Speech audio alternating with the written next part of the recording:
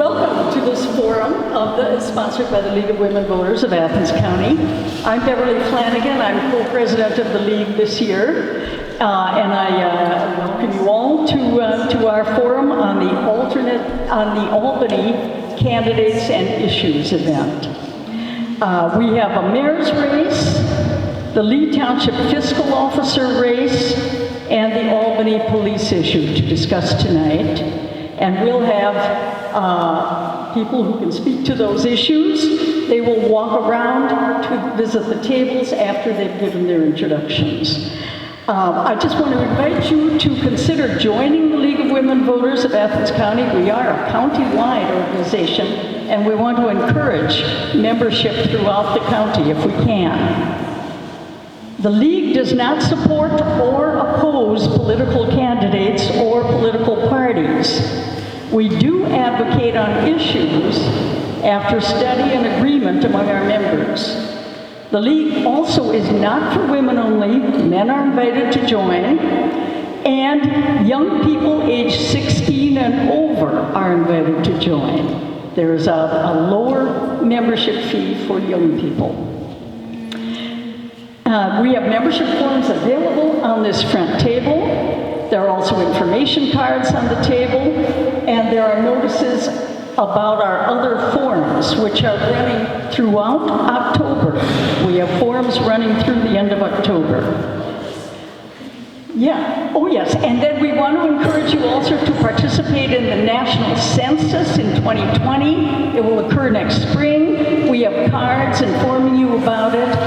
It is important to get everybody in Athens County counted if we are to get our fair share of state revenues. So please do remember when you get your census form to fill it out. Also, by the way, voter registration is ended now. It ended today, but tomorrow absentee ballot voting begins if you're interested in using that form. So you have plenty of time before the November 5th election to get your vote in and counted. Now I'm going to turn the event over to Jean Hazley. No, I'm sorry, to Rick Wasserman, our moderator for the evening, who will explain the procedures and introduce the candidates and panelists who are up here. And by the way, one final note, please turn off your cell phones so we don't have any interruption. Thank you. Thank you, Beverly. I'm Rick Wasserman with the League of Women Voters. First time I've ever said that. I've never done this before, so I'm actually going to read from the script. I'd like to welcome you all to the Candidates Night. We'll start by explaining some very basic procedures for the event, which the candidates have already been briefed on ahead of time. This event will include opening statements from each of the candidates, and then small discussion groups at each of the tables around the room. Each candidate will have 1 minute to make an opening statement to introduce themselves.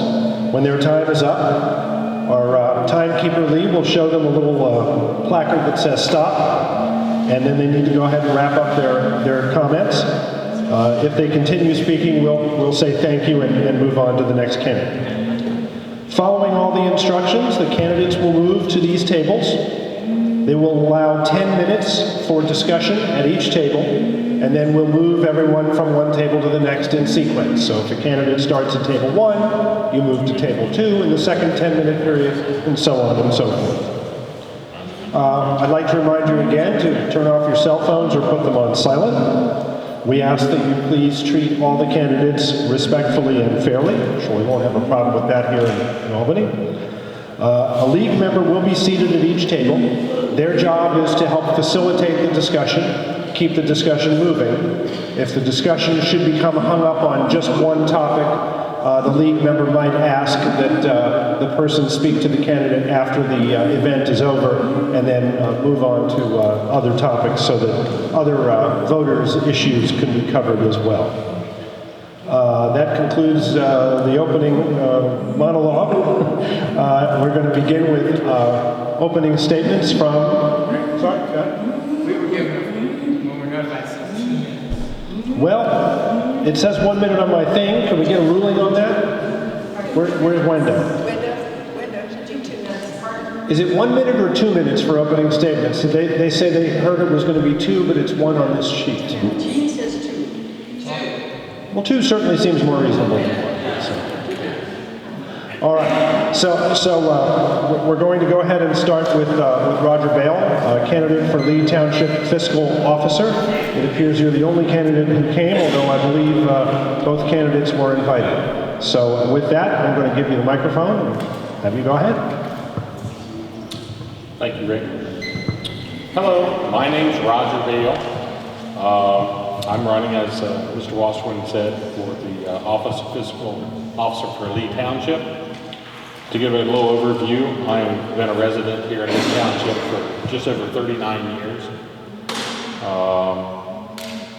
I've worked in public service since before graduating from school, worked in retail sales and then got into public service a few years later in a couple different positions. Some of the jobs that I have done in the past was automotive retail sales. I worked in the code enforcement office.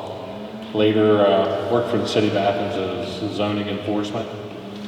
Later had an opportunity to go and be the assistant service safety director.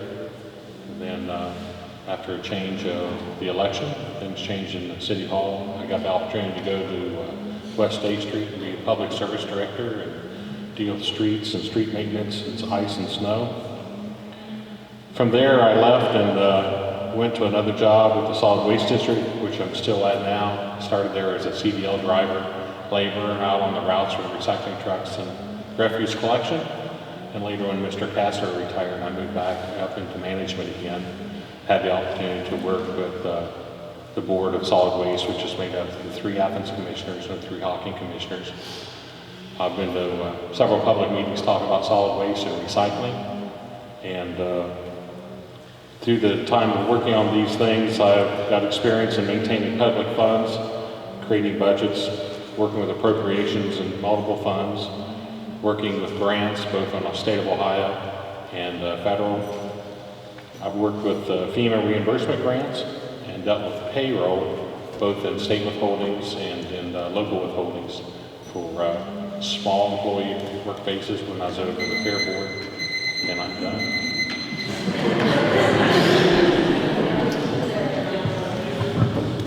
I'm Tim Kirkendall, I'm the mayor of the village of Albany. First of all,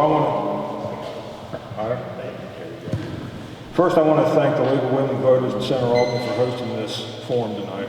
I've been a public servant for Albany since 2006. Have served both on council and 2 terms as mayor of the village of Albany. I firmly believe that a public servant must serve the public. I have always worked to make Albany a better and safer place by being a strong leader and creating a strong workforce that can assist the residents of the village and provide services they expect and deserve. I also make it my duty to be out and about for looking for areas that may need attention. Whether I'm helping plowing snow or mowing right-of-ways with my own equipment, I work hard always to be a truly hands-on mayor and available to anyone, anytime. Under my leadership, the village has prospered and grown while maintaining a well-run government and maintaining a very low crime rate due to the fine work our police department does. Albany is by far one of the best organized villages in Athens County. If I'm re-elected, I promise to continue to be an advocate for growth and development in the village without losing our small-town charm.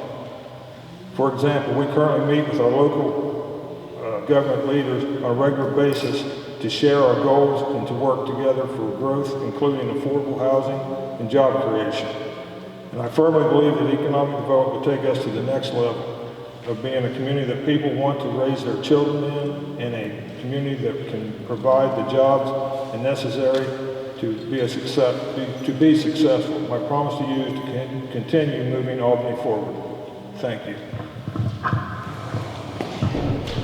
Before I start, I'd like to thank the League for hosting the forum and thank everybody for coming out tonight to hear our qualifications and our goals if we're elected mayor. I've lived in Albany for about 40 years with my wife, Sue.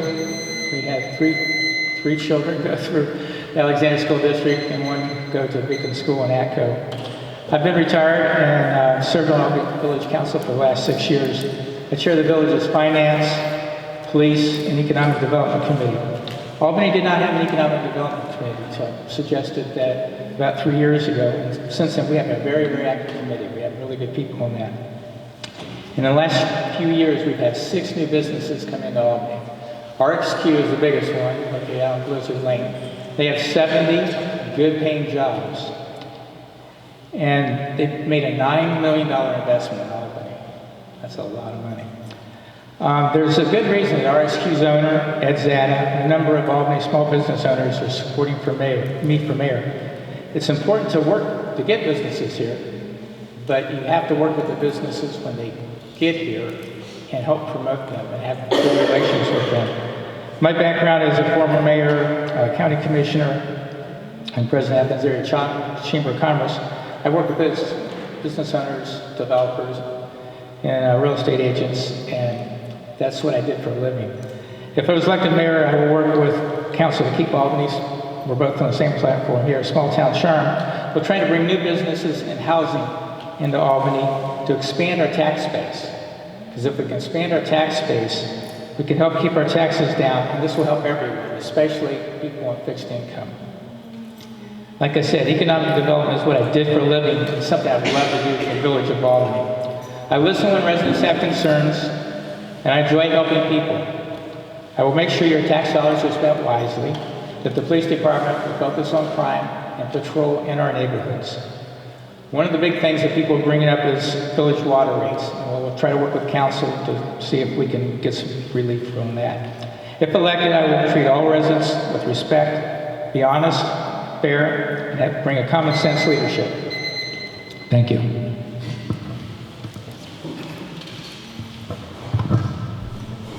Thanks, Larry. My name is Neil Reynolds, and I'm president of Albany Village Council, and I'm the lucky one tonight because this isn't about me, it's about the police department. I'd like to say a few words about the 1.5 mil police levy that's on the upcoming November 5th ballot. This levy will replace a 0.5 levy and add 1 additional mil. So Albany doesn't have a village income tax, as everybody's well aware, so we have to operate on voted in levies for such things as general operations, street repair, police protection, and fire protection.